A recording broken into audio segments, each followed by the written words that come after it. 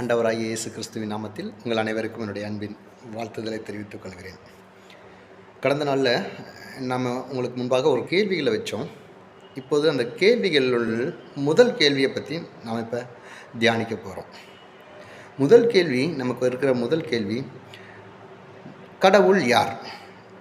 இதுதான் நம்ம வைத்திருக்கக்கூடிய முதல் கேள்வி. சரி, இப்போ முதல் கேள்விக்கு கடவுள் யார் அப்படின்றத நம்ம எப்படி தெரிந்து கொள்வது? கண்டிப்பாக ஒரு ஒரு ஒரு பிகினிங் நமக்கு வேணும்ல. கடவுள் யார் அப்படின்றத நமக்கு எப்படி தெரிந்து கொள்வது அப்படின்னு சொன்னால், ஒரு காரியம் பாருங்கள். கடவுளை நாம் எந்த சூழ்நிலையிலையும் இதுதான் அப்படின்னு சொல்லி, இவர் தான் அப்படின்னு சொல்லி வரையறுக்க முடியாது. ஒரு எல்லைக்குள்ளே அவரை குறிப்பிட முடியாது, வரையறுக்க முடியாது அப்படின்னு சொன்னால் அதனுடைய பொருள் என்னன்னு சொன்னால், ஒரு எல்லைக்குள்ளே அவரை நாம் நிறுத்தி வைக்கவே முடியாது கடவுளை. அப்படின்னா நம்ம எப்படி தெரிஞ்சுக்கிறது அப்படின்னு அடுத்த ஒரு கேள்வி வருதில்ல. கடவுளை நம்ம எப்படி தெரிஞ்சுக்கிறது?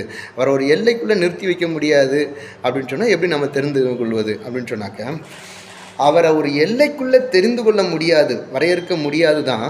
ஆனால் அவர் தம்மை நமக்கு வெளிப்படுத்தி இருக்கிறார்.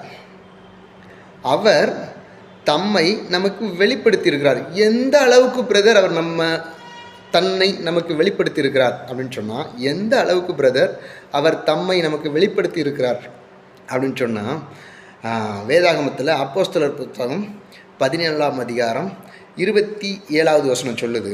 வாசிக்கிற கவனிங்க. கர்த்தராகிய தம்மை அவர்கள் தடவியாகிலும் கண்டுபிடிக்கத்தக்கதாக தம்மை தேடும்படிக்கு அப்படி செய்தார். அவர் நம்மில் ஒருவருக்கும் தூரமானவர் அல்ல.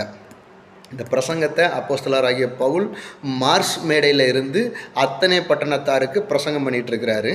ஸோ அவர் இப்படி ஒரு பிரசங்கம் பண்ணுகிறதுல அவர் வரும்போது, சுவிசேஷ ஊழியம் வரும்பொழுது, அறியப்படாத தேவன் அப்படின்ற ஒரு பலிபீடத்தை பார்த்துட்டு, ஸோ அந்த பலிபீடத்தை அடையாளம் காண்பித்து அவர் கிறிஸ்துவை அடையாளப்படுத்தி பேசுகிறாரு. அவரை எந்த அளவுக்கு நாம் கண்டுபிடிக்க முடியும் அப்படின்னு சொன்னால், கர்த்தராகிய தம்மை அவர்கள் தடவியாகிலும் கண்டுபிடிக்கத்தக்கதாக தம்மை தேடும்படிக்கு அப்படி செய்திருக்கிறார். ரொம்ப தூரம்லாம் இல்லைங்க, நீங்கள் கண்ணை மூடிட்டு தடவி பார்த்தா கண்டுபிடிக்கக்கூடிய அளவுக்கு அவர் தம்மை வெளிப்படுத்தி வைத்திருக்கிறார். அவ்வளவு அதிகமாய் தம்மை வெளிப்படுத்தி வைத்திருக்கிறார், ரொம்ப ரொம்ப அதிகமாய். அதுவும் முந்தின வசனம் சொல்லப்படுகிறது, குடியிருப்புக்காக திட்டம் பண்ணி, குடியிருப்புகளை நிர்ணயம் பண்ணி, நீங்கள் தான் குடியிருக்கணுன்ற நாள் வரைக்கும் அவர் தான் செஞ்சு வச்சிருக்கிறாரு. அந்த அளவுக்கு கிட்டத்தில், சமீபத்தில் தம்மை வெளிப்படுத்தி வைத்திருக்கிறார். ஸோ நாம் தேவனை எவ்வளோ தூரத்தில் தெரிந்து கொள்ளலாம், கடவுள் யாருன்னு எவ்வளோ தூரத்தில் தெரிந்து கொள்ளலாம்னா, நீங்கள் தடவி பார்த்தா உங்களுக்கு எது தட்டுப்படுதோ அந்த இடத்துலேருந்தே நீங்கள் தேவனை ஆரம்பிக்கலாம், தேவனை கண்டுபிடிக்க ஆரம்பிக்கலாம். நாம் தொடர்ந்து இணைந்திருப்போம். தொடர்ந்து அந்த தேவனுடைய வார்த்தைகளை குறித்து நாம் ஆராய்ந்து கொண்டு வருவோம். God bless you.